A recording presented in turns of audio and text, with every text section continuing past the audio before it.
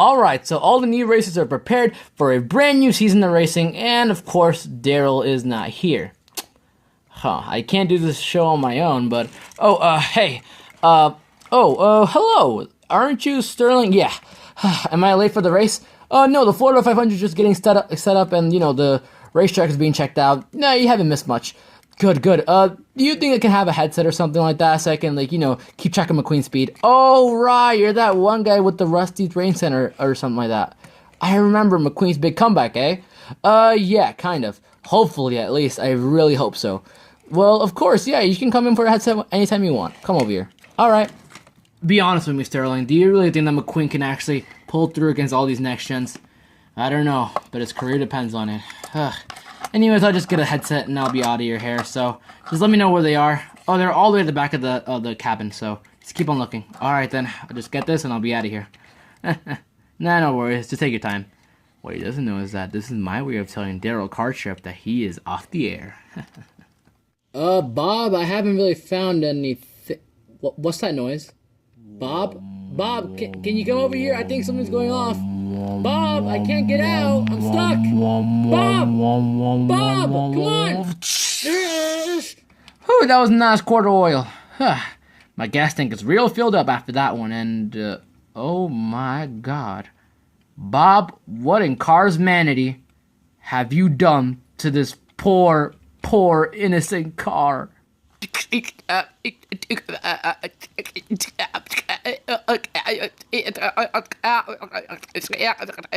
Yeah, so basically he wanted a headset and wanted a shot at our show because he was a real fan. And basically I let him since you were always arriving late to our scheduled showtime. I mean, come on, seriously, it gets really annoying that I have to keep on doing this for myself sometimes.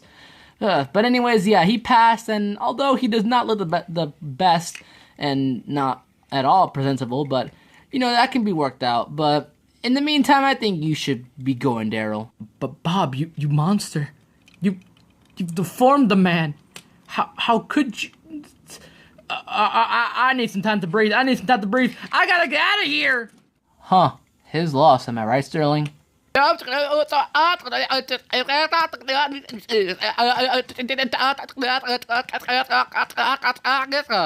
Hey guys, what is up? It's LittleHarky here, and today I am back again bringing you guys another new diecast review. This time it is no ordinary diecast I am reviewing. No, this diecast is somewhat special because it is actually a prototype of an upcoming diecast, specifically Sterling with headset. Yes, ladies and gentlemen cards, I finally have a prototype in my collection, and although a bunch of cars collectors already have loads more of prototypes, factory customs, and even canceled cars in their collections, I honestly haven't seen anyone do reviews or even detailed descriptions of these newer prototypes that have recently appeared on eBay and other sites as well. I just feel like the prototype cars deserve the same amount of love that the canceled cars receive, especially with the multiple listings on eBay being listed of all these brand new prototypes for the 2019 diecast collection. Now, if you haven't been living under a rock, Sterling is a subtle antagonist in Cars 3, majorly hinting at the fact that he does not want McQueen to race, and rather one of the new rookie trainees in the RRC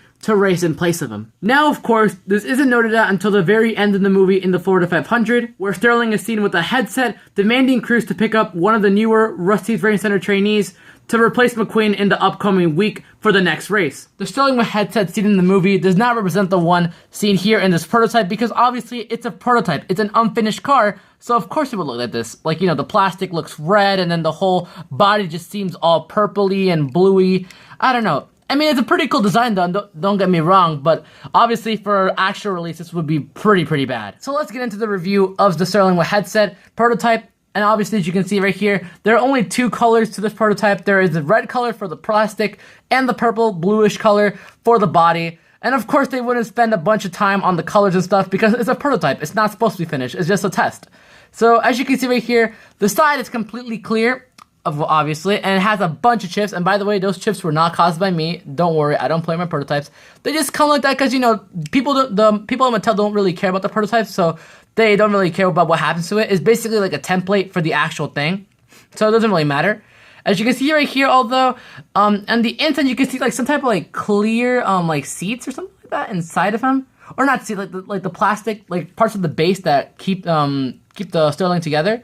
And as you can see, this base is obviously way different than the regular Sterling's base, because this one's black and this one's like a beige color. Although they are the same, Though, as you can see, no writing on here stating that it's from China, it's from Mattel and stuff like that. Nothing stated that at all. Honestly, it looks pretty cool just to compare and contrast between the two Sterlings. It looks pretty nice.